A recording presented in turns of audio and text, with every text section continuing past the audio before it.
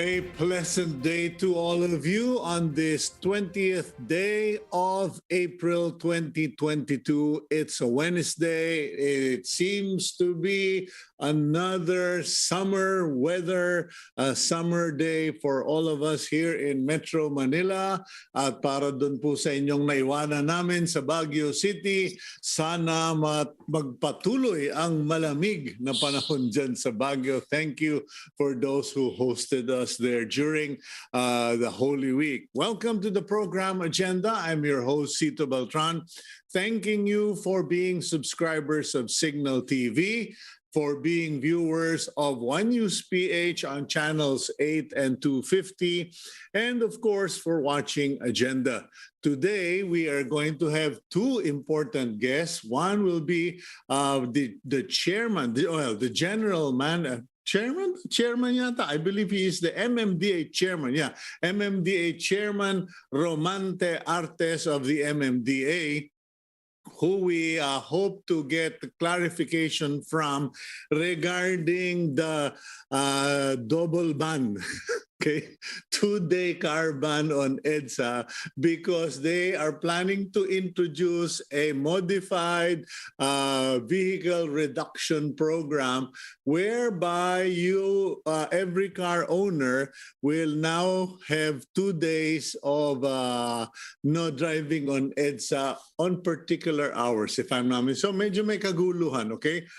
If you have car plates beginning 1, 2, 3, and 4, you're off on Monday, and then you on Wednesday, the same thing happens, but not for 1, 2, 3, and 4, but for 9, 8, 9, 10, etc., etc. So liwanagin natin. Let's find out from Chairman Artes what that new vehicle coding system will be. And after that, we will be speaking with the co-founder of Planes and Prints. If you go to the big malls, I'm sure you would have seen their outlets. You would have seen their brand, Planes and Prints. We will be speaking with Roxanne Ang-Farillas regarding Planes and Prints and several other brands that she developed or they developed during COVID lockdown. So yan po yung stories na lumalabas. There are success stories that came out of COVID because certain people refuse to sit down and weep. They simply said, well, hindi naman ako makakalabas, gagawa ako ulit ng bagong gimmick, bagong trabaho, or will expand the business, etc. So do join us. But before anything, let's go to our daily starter. Our daily starter today, na-pick up ko lang naman to sa Facebook, but it struck me as something that has happened in the past and will surely happen to many of us again, especially after the elections. One day, many will hang their heads in shame when they realize the evil they defended and the heroes they ridiculed. Okay. Now, I'm mentioning this, ladies and gentlemen. I chose this daily starter because I personally experienced that. I went to support a particular candidate in the presidential election. Ano ba yun? Presidential election 2017 ba gayon? Yung kay President Duterte. I supported another candidate, and I strongly believe that that candidate was really a good choice. Then I began to discover nang natapos na eleksyon, PRRD won, that candidate lost. And I discovered that my choice did not turn out to be the saint that candidate acted like. So marami sa atin, tataya natin yung ating pera, reputasyon. Please be careful because we may end up having to eat our own words, to bow our head in shame when we realize na yung pinili pala natin o pinustahan pala natin, sinungaling, walang niya, traidor, etc. Regardless of who your... Excuse me. Okay, may pumasok. Mag-mute muna po tayo. Okay. Anyway, regardless of who your candidate is, what your political colors are, please be careful because baka mamaya nyo kamo, kayo o tayo ang mapahiya. Okay, now let's go to the front page of the Philippine Star. Let's look at the news and the headlines for today, April 20, 2022. The headline, COVID cases in 14 alert level 1 areas rising. Now, wag po kayong mataranta. It is only rising. Kumbaga sa temperature, thermometer, tumataas, hindi naman ika nga dapat ikabahala. It is just a advice, a warning to all of us that COVID-19 is still here and that we should be careful. At the top of the front page, the header, on-site work for teachers. To proceed, report for duty pa rin ang ating mga teachers despite their protests because according to the DepEd, they have to implement this policy because it is the only way they can justify giving salaries to people when they have a time-in, time-out card and because it is a requirement of the Civil Service Commission. Next, President Duterte to political parties, follow the law, emphasizing that he will not be partisan or will not openly support any candidate. He also called upon parties na sundan niyo yung batas, huwag kayong lalabag sa batas, particularly in the campaign and vote buying, etc. Tourism Chief Secretary ni Bernadette Romulo Puyat, said that the local government of Boracay will receive a warning for Boracay crowds because Boracay Island violated the maximum carrying capacity of the island during the Holy Week. Puyat said only 19,215 people per day are allowed on the island. But during the Holy Week, visitors reached over 22,000. Okay. And then to the right of the upper portion, you see this photo of vacationers performing yoga headstands on San Juan Beach in La Union during the Holy Week break. Maganda po yan na na-feature yung La Union because many of us tend to forget that there are other beaches, other places beyond Boracay. Meanwhile, 90 million balance payable to Smartmatic will be held or withheld by the COMELEC until they completely clear up the issue of leakage involving Smartmatic. Ayun po. The center photo, visitors walk under lights and rows of banderitas during Campaiga Banderitas Festival in Cuenca, Batangas. Ayun po. Okay.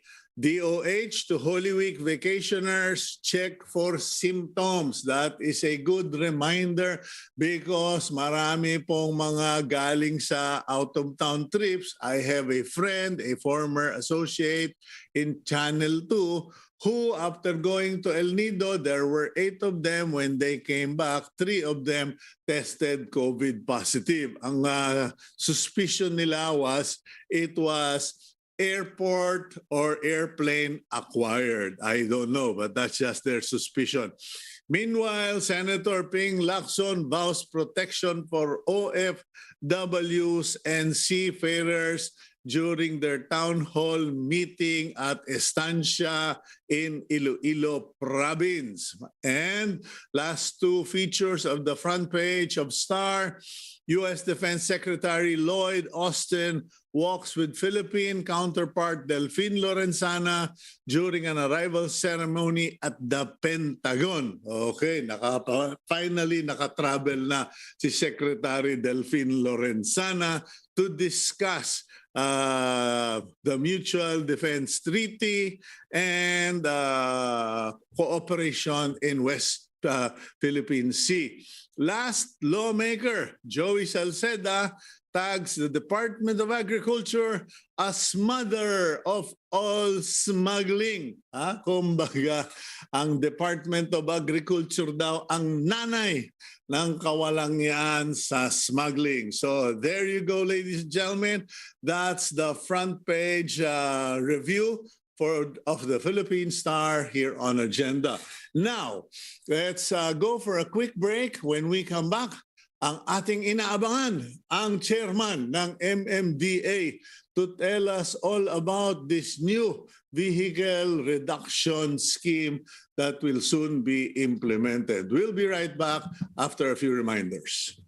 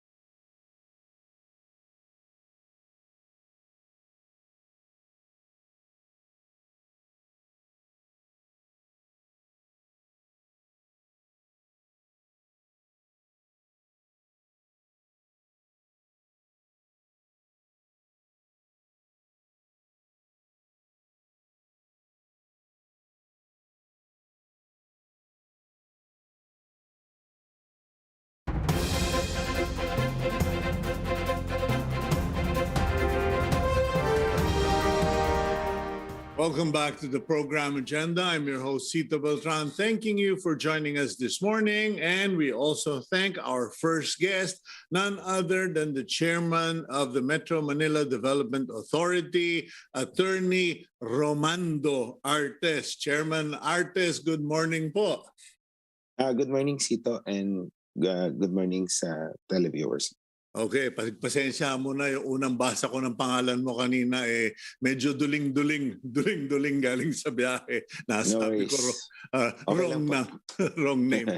Anyway, Chairman, the reason we reached out to you this morning is because over the holidays there were a lot of speculations that you would actually surprise Metro Manila with the announcement of a modified vehicle reduction scheme. But because of your kind-heartedness, mukhang hindi mo naman kami binigla. And people are wondering, kailan ba talaga yung volume reduction na yan and what will be the final version? Actually, what we propose to the Metro Manila Council is the 40% reduction scheme. Ito po yung 1, 2, 3, 4, Monday, 5, 6, 7, 8, Tuesday, 9, 0, 1, 2, Wednesday, 3, 4, 5, 6, Thursday, and 7, 8, 9, 0. Pag Friday yung ending plates net. Mas madaling tandaan, Sito, yung per plate na lang. So yung 1 and 2 ang coverage niya Monday and Wednesday, 3 and 4 Monday and Thursday, 5 and 6 Tuesday and Thursday, 7 and 8 Tuesday and Friday, and 9 and 0 Wednesday and Friday. So mas madaling tandaan yan. Ang tatandaan mo lang yung ending plate number mo at kung kailan ka covered twice a week. It's only between 5 to 7 p.m. No morning coding, limited sa 2 hours. Kasi based on our study and based on data ng Traffic Engineering Center natin, ang volume talaga ng traffic starts at 5 p.m. at yung heaviest is at around 7 and then nababawasan na by 8 p.m. So kung 40% reduction, mas mabilis mawawala yung mga sasakyan at luluag na by 7 p.m. Yun yung projection. In fact, we presented to the President yung mga projected traffic flow per major streets at magiging from heavy, magiging moderate lang yung flow ng traffic. So kung aalis ka ng 6 o'clock, between 5 to 6, makarating ka ng bahay mo ng around 8, 9 o'clock, under this scheme, we expect na kung aalis ka ng 6, mga 7, 7:30, you will be in your house. Kung aalis ka naman ng 7, by 8, nasa bahay ka na rin. So, I think it will not affect yung time na nasa bahay ka na or nasa destination mo na ikaw based on this projection. Yeah. First question, Chairman, why 40%, why 2 days instead of the original 1 day a week car ban, so if you want to call it that, no? Kasi may mga nagtatanong, bakit? Dumami ba ng pagkadami-dami ang sasakyan? Was there a unusual increase in vehicle volume? Parang people are wondering, what is the justification to double the days for vehicle reduction? Actually, there's no unusual increase, but it's a regular increase, Sito. Mm-hmm. Every year, hundreds of thousands of vehicles are added on the streets on a year-to-year basis. In fact, last year alone, mahigit 300,000 vehicles ang nabenta sa Pilipinas na brand new. At dito po sa 300,000 na to, 60 to 70% pumapasok ng Metro Manila on a daily basis. Mm-hmm. So, talagang yung ating mga lansangan, over na po doon sa carrying capacity. Kaya dapat po talaga magbawas. Although, we admit na ito ay temporary solution. Ang solution naman talaga long term is one, yung mass transport system dapat improve, which I think the current administration, marami ng improvements like yung bus carousel natin. Dati from 15 to 20 kilometers an hour ang travel. Ngayon, nasa 60 kilometers per hour, ang 50 to 60 kilometers per hour ang average speed. So, nakat talaga in half yung travel ng ating mga kababayan na gumagamit ng mass transport. Ganun din ng MRT from, I think, 6 na bagon. Ngayon, nasa 22 na yung tumatakbo. At mas mabilis na yung speed. Sa infrastructure naman, marami tayong tulay na binuksan at road improvements. Pero I think hindi siya sufficient to make the streets capable of handling all the cars. Kaya po talagang ang last solution po is decongestion talaga ng Metro Manila. Yung ating mga ibang industries na pwede nating ilabas, government centers, ay dapat na po nating ilabas ng Metro Manila. Kami naman po sa MMDA, ang aming game plan is to scatter yung ating mga vehicles all throughout the day at hindi mag-concentrate sa rush hour. Well, good thing you mentioned that, Chairman, yung spreading out the vehicles. Kasi there have been observations that the Philippines or Metro Manila continues to insist or persist with the system na pati yung mga deliveries nakikipagsabayan sa rush hour. In fact, may nagkaroon nga ng shift. Nagkaroon kayo ng truck ban. Ginawa naman ng mga pasaway o ayaw sumunod. They shifted from trucks. They went to closed vans, mga four-wheel na mga utility vans, etc. na mas marami because they made up in numbers what they could not have in volume. What Yes. are you planning to do regarding itong, kasi in other countries, deliveries are made after office hours. Yes, pinag-aralan naman yan ng ating traffic engineering center. Sa ngayon, wala tayong truck ban. Although may mga designated streets kung saan sila pwedeng dumaan. Kasi nakita namin, mas beneficial ito dahil hindi nagkakasabay-sabay yung mga trucks na malalaki during window period. So, inallow natin sila 24/7 on certain streets dahil unang-una beneficial ito sa economy dahil mas mabilis yung delivery and transfer ng goods.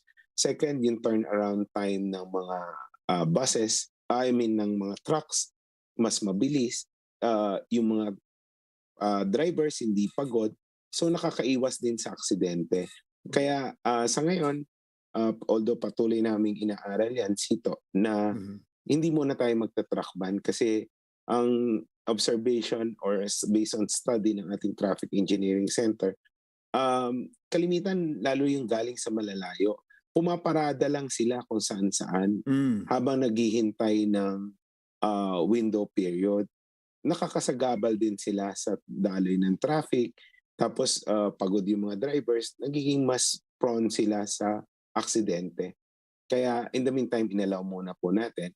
Pero kung talagang bibigat ang traffic, lalong-lalo na sa June, na aming pinaghahandaan sa pagbabalik ng eskwela, siguro baka magkaroon tayo ng adjustment din sa regarding trucks. Okay, many people, although they were initially protesting against the carousel, the bus carousel, are now saying it's been effective, pero ang problema, kulang na kulang. Ano ba ang plano ng MMDA or magagawa ng MMDA with the DOTR to increase the volumes for mass transit?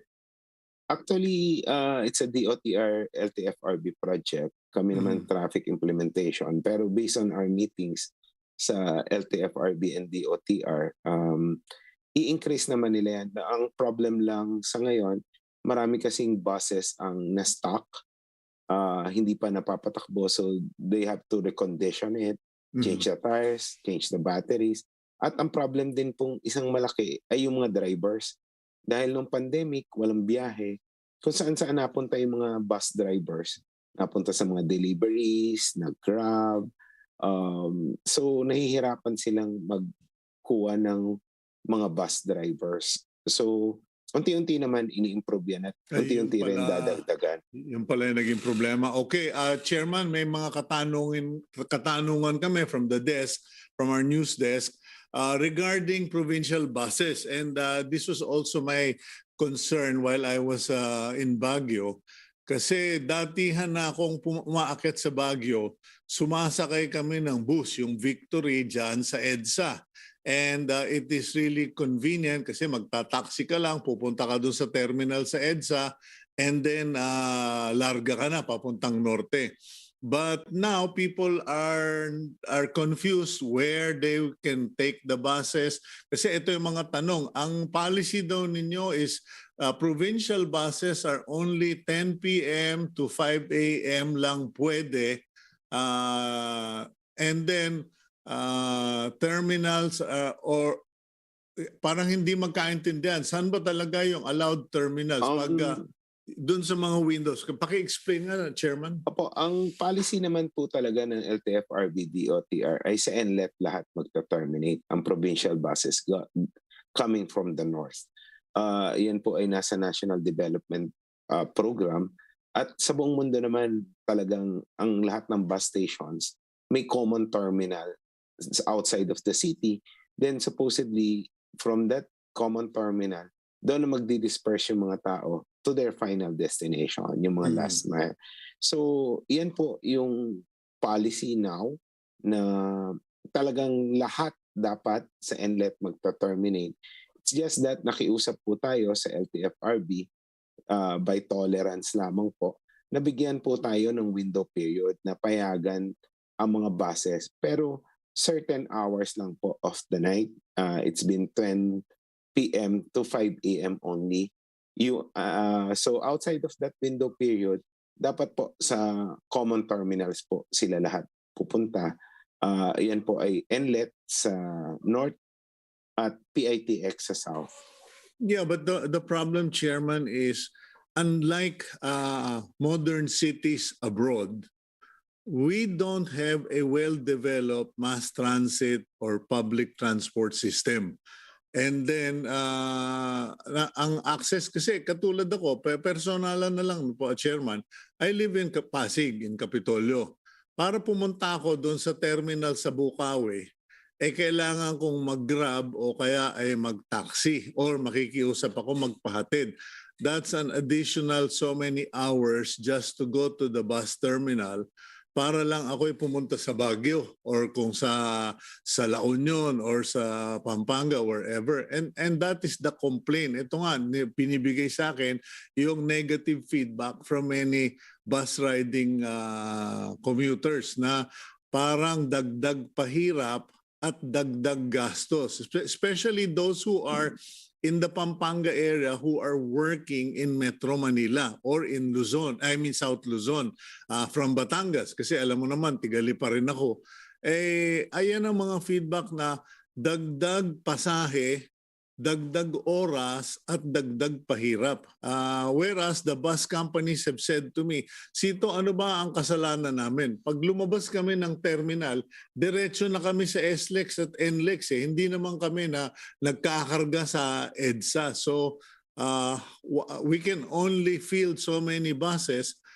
It seems to be too much of an imposition para lang masabing successful yung mga bus terminals na sinet up sa Bukawi at saka sa Parañaque. Actually, PATX is doing very well, Cito. I think insofar as PITX is concerned, it's a success. Okay. Pero yung NLET naman, it's a temporary permit that was given as an ITX. Pero lahat ng minention mo, it's not for our agency to decide, Cito. Yeah. Kami naman, implementation lang ng mga policies that were given to us. Ini-implement po natin yan insofar as traffic management is concerned. At hindi po kami ang nagdidesisyon yan. So, hindi naman natin tinatapon yung sisi sa inyo. Kasi yes, yung mga kinakausap ko kasi malaki ang paniniwala kung kayo boses din ng masa, no? Medyo. Yes, in fact, you can ask the bus operators. We're doing our best to gi- give them some leeway. Mm. But again, hindi po sa amin yung desisyon yan. At lahat po ng comments na yan should be addressed to the proper agencies.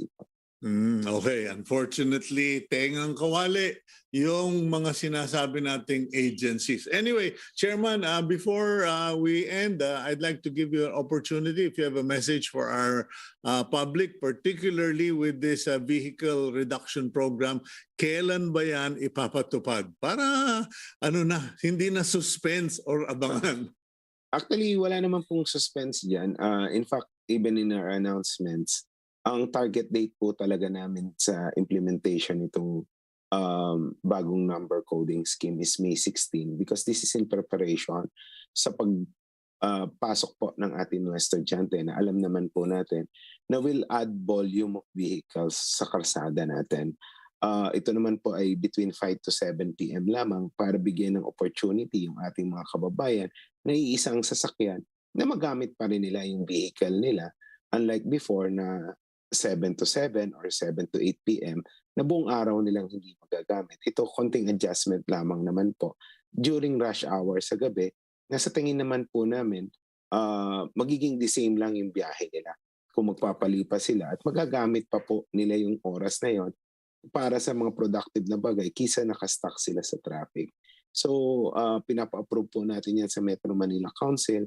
At pag na-approve po yan, i-announce naman po namin sa publiko. There will be no surprise, Cito. And i-educate pa rin naman po namin yung publiko regarding this new scheme if approved po ng Metro Manila Council. Well, thank you very much, Chairman, and congratulations for the good work that you have done para tuloy-tuloy ang takbo ng MMDA kahit nagbago ang pamunuan, hindi nagbago ang serbisyo. Thank you very much, Chairman Artes. Salamat po.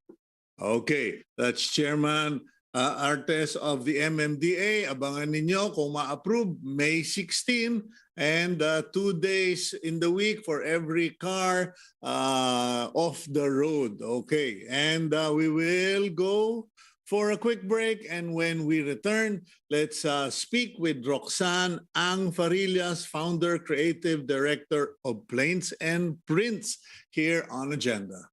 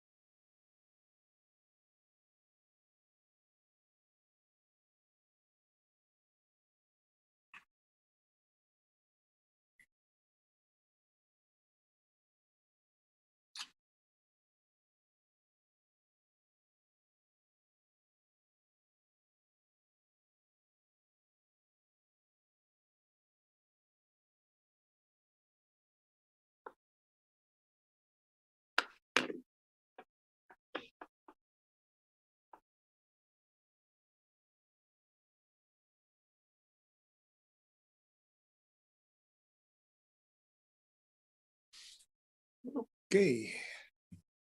2 minutes.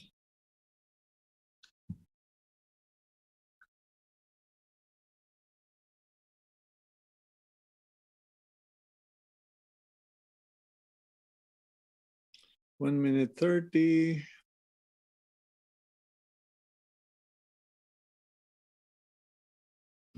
Sana may earphones won't die. Naglaro ko kasi to eh. Kaya I'm thinking kung mag-aano na lang ako. But that's fine. Mm-mm.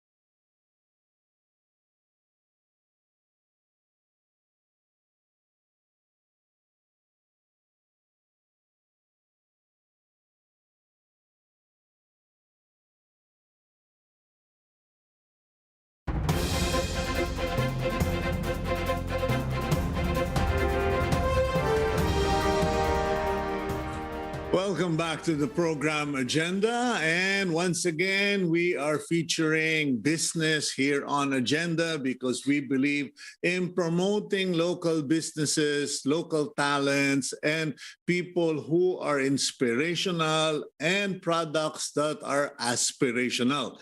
We have with us someone who started out as a finance student and started a business in I think 11 square meter area. Ano yung bodega? Maliit. But don't let me get ahead of myself. Let's bring in Roxanne tama ba ito? Roxanne Ang-Farillas. Okay. Roxanne, good morning to you. Or yeah, good morning, Cito. Yeah, good morning and good morning to everyone watching us this morning. Okay, I have to say that I have often passed by your outlets and ito yung impression ko. My impression is always pangmayaman yan, social yan, exclusive yan. Not realizing that you actually started in such a small room, 11 square meters. Could you please give us a background about yourself and the business? Because finance student getting into fashion? Yes, we started actually in 1994. Back then, I was still in college and my husband he just graduated. So we started with the 11 square meter area in Shopsville plus Green Hills. I was doing my thesis that time. So alam mo, it was very difficult for us kasi doing studying and it was a business that was offered to us. So we had to take that chance, that opportunity to open that store. Parang we were at the right place at the right time. So we started in Green Hills with that and everything else followed. Okay, binigyan kayo ng pwesto, in other words. Yes. Or but was it really a business already? Because, a space to sell is different from putting up a fashion outlet. No, actually, it was really a space that was offered. But prior to that, talagang negosyante na talaga ako. Fashion was something very close to me. I would go around school, dala ko yung mga bag and sell to my classmates and friends products that I made. So it was really parang, I was really an entrepreneur at the very, very start of, when I was still young. What sort of products were they? Women's polo, yung uso dati, mga polo, blouses. So, I would have a big duffel bag, go around the different classes in LaSalle. I'm from LaSalle. Tapos offer it to my classmates. They would buy. At the end of the day, wala nang laman my duffel bag. So, it was something that it didn't feel like work for me because it was something that really liked to do. And my boyfriend, now my husband, my boyfriend back then, he got a space in Green Hills, parang surprise. So I said, I was hesitant at first because I was doing, I'm actually a finance graduate, no background in fashion and designing, but fashion was something really close to me. So, and I wish I had the chance to actually study more on fashion and do marketing, because that's what I'm doing now. But, I was really focused on just doing my thing, growing the business, that I really didn't have a chance. So everything I know now is from experience talaga. Yeah, you were going classroom to classroom with a duffel bag Yes. in LaSalle. I mean, I don't want to be judgmental, pero didn't your schoolmates make fun of you? What was that experience like? Because there are a lot of young people now who are starting out exactly like you are, and they're kind of asking, am I doing the right thing? Is this worth the humiliation or the perspiration, etc.? No, I wasn't humiliated. They weren't making fun of me. In fact, there are actually people who are still buying from me. And when I look back, parang they'll say, "Oh, I started, and remember, I was buying from you." And it was nice, because they really liked the clothes, they were buying it, and when I see them around school, it's nice, because it's really something that I really worked hard for. So Okay. it was an experience that was really good for me. Okay, now when you mentioned Shops Bill, alam mo naman kaming mga matatanda, pumupunta kami doon para bumili ng peke. Diba? But you're selling products that you designed, you manufacture, and you're now marketing. How did all of that start? Well, at first, we would be buying the materials in Divisoria, in Makati, in Mega Mall during my breaks. But now we are very proud that we are producing our own prints, manufacturing our own prints, Wow. and developing our own prints. So we don't buy anything from the market now. So it's really original from us, and we produce it our own. We're very proud that right now, China, because many people just buy and have it manufactured in other countries. But we're very proud that still 80% of everything Plains and Prince offers is still produced here in the Philippines. Ang hindi na lang naman talaga natin makayang to source here in the Philippines is actually the raw materials, because unfortunately we don't have that capacity. I mean, the factories are not operational anymore. We don't have the right accessories to get it from. But everything else is 80% is done here in the Philippines. So you buy the imported fabric. Yes, And imported then fabrics. you have designers, or you come up with the designs, and then you have this fabric processed to be printed fabric. Yes, Cito, exactly. Like what I'm wearing right now. Alam mo kung bakit ko alam yan, Roxanne? Kasi katulad ng fraternity brother ko yung husband mo, fraternity ng mga driver ng misis sa Divisoria at Taytay. But my hats off to you, because I thought everything now is imported, but Plains and Prince is manufacturing the material here. Yes. We make it a point that it's still, when we started naman talaga, everything is done here. So it's very hard. We have an ongoing relationship with the people we've worked with. So it's mahirap that, work in China's there and it's available. You just shift and move it all to China or wherever or the other countries, diba? Yeah. Syempre, we have a relationship. We have factories who've been working with for the last 25 years. We're still working with them.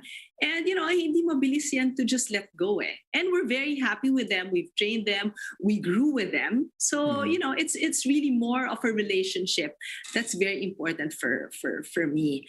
Yun nga, so like what I'm wearing, so everything is designed by my team. Then we have it produced and we just manufacture here. Okay, now you started in an 11 square meter stall. You originally began marketing at Shopsville, but then you started hitting the malls. What was that like for you? Kasi iba yung magbenta ka sa Shopsville, bukas, labas, sara, uwi. But when you have chains of outlets in different malls, medyo ibang level ka na, Roxanne. Alam mo, Sito, it took us time also. We started in 1994. Then alam mo yan, it was just Shopstill Plus and 2 department stores. But after 5 years, we really felt that, we have to go mainstream. We have to be present in the main malls na rin. So we started applying. It was difficult, Sito. It wasn't really an easy journey for us. We had to prove ourselves that we were worthy to be in the mainstream malls. We had to actually, bring in more cash.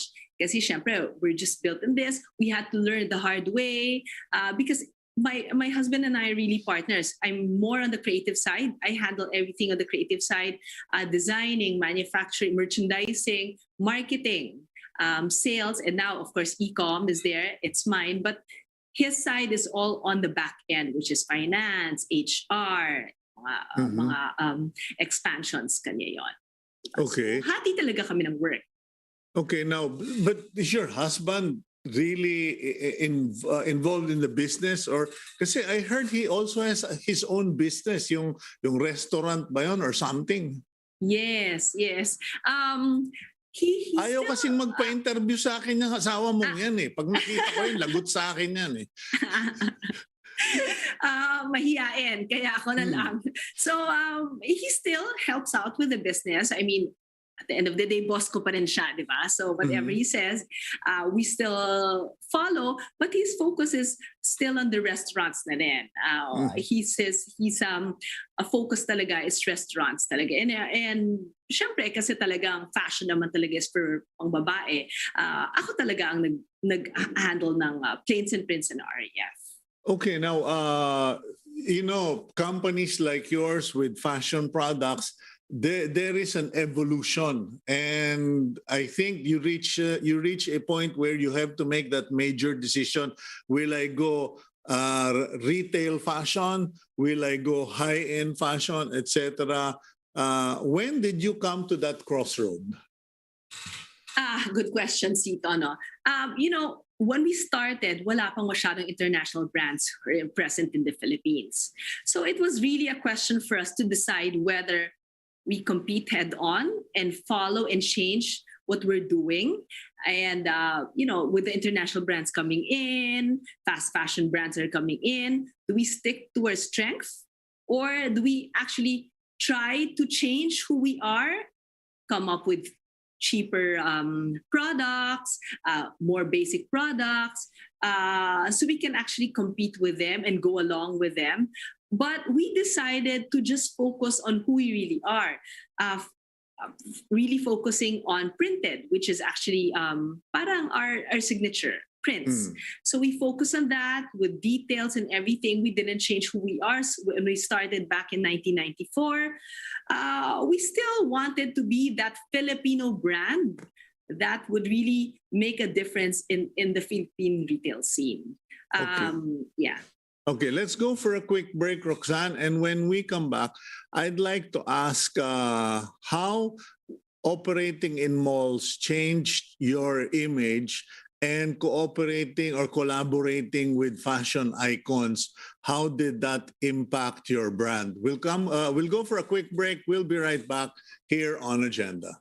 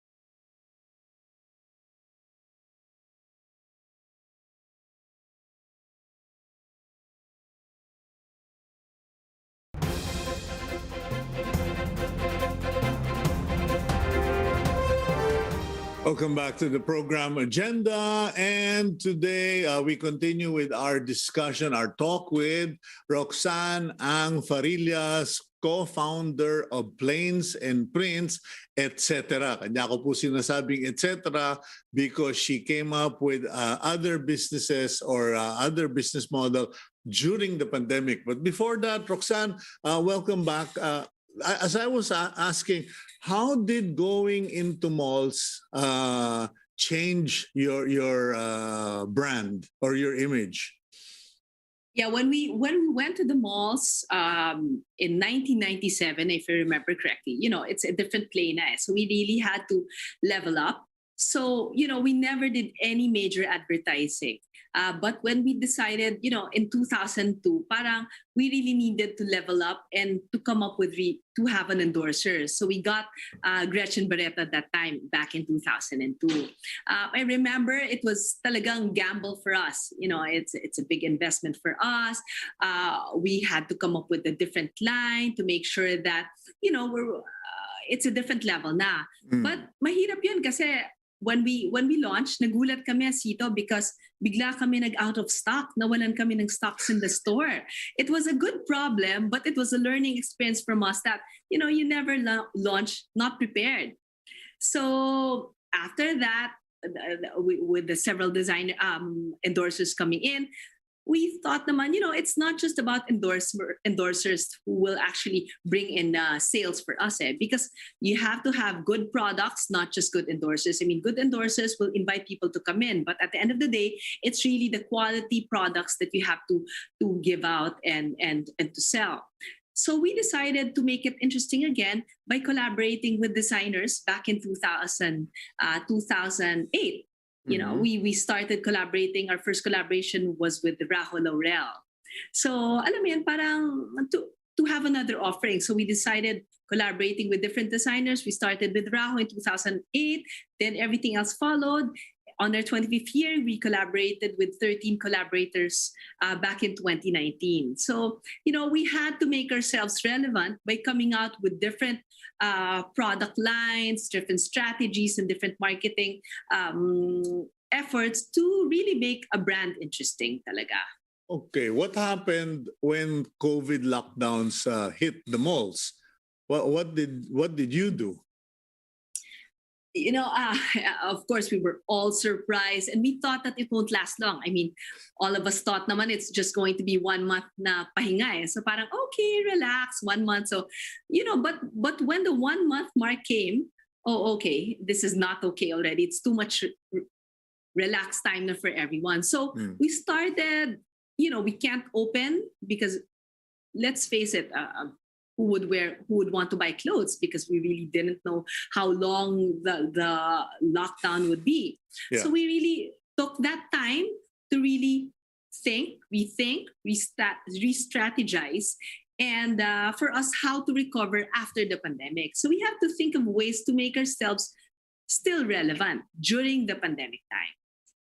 Okay, but you mentioned to me a while ago that before the program that you had started up two businesses or another brand. We didn't really get to talk much, but in your spare time of 2 years, what did you put up?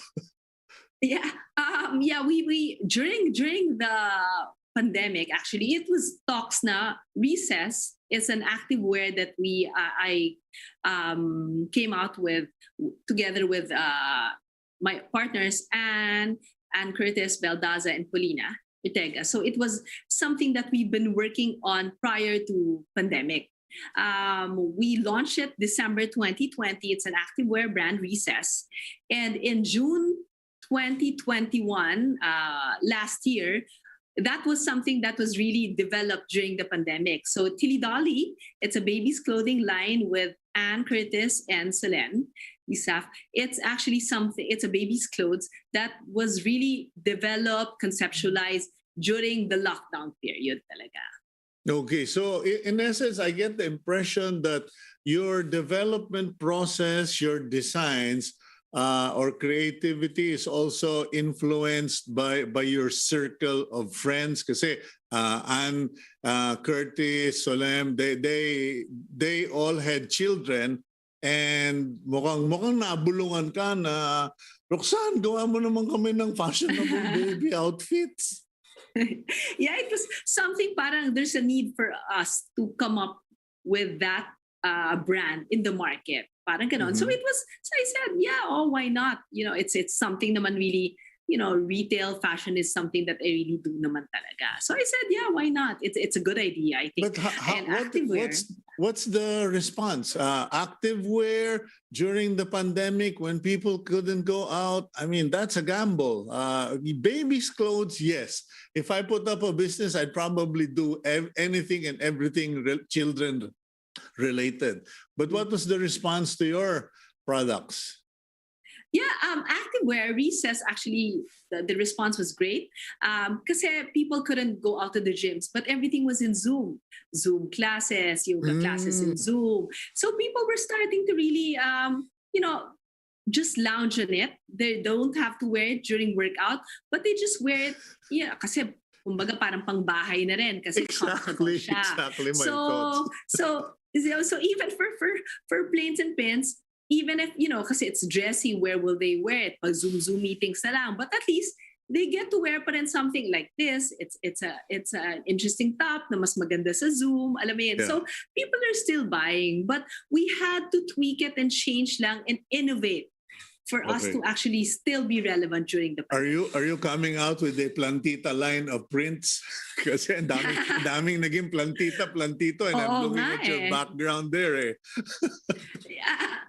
But during the pandemic, Cito, syempre kasi there's a need for yung mga PPE. So we came out with a multi-purpose fashion wear that you can use for PPE, outerwear siya that you can use it also when you do errands. We came out with printed masks, para lang to keep ourselves, actually I keep on saying the word relevant pa rin. Then we came out with different marketing efforts to make us interesting pa rin. Yung mga shop lives, yan. Sito yung mga, we're selling the products online and people can just watch it. And we strengthened their online also, and we came out with personal servicing. Okay, well, Roxanne, it's really been an education of sorts, because for my takeaway from this interview is the discovery that there are people like you, companies like Plains and Prints, that actually have their materials fabric printed in the Philippines and not have to import from China, etc. Plus, that there is a continuing evolution even under duress. Nakapagtayo ka pa ng baby clothing wear, recess, the active sportswear. So thank you very much for sharing and inspiring all of us. Okay. Thank you for having me. Thank you for having me this morning. And I'm very, Thank you, Roxanne Ang-Farillas of Plains and Prints, ladies and gentlemen. And now, on our last minute, I give you our blessing for the week from the book of Jeremiah, chapter 30, verse 19. For those who believe God and obey God, from them will come songs of thanksgiving and the sound of rejoicing. I will add to their numbers, and they will not be decreased. I will bring them honor, and they will not be disdained. That's today's agenda. Thank you for joining us. God bless all of you. I'm Cito Beltran. Please keep it here on One News PH.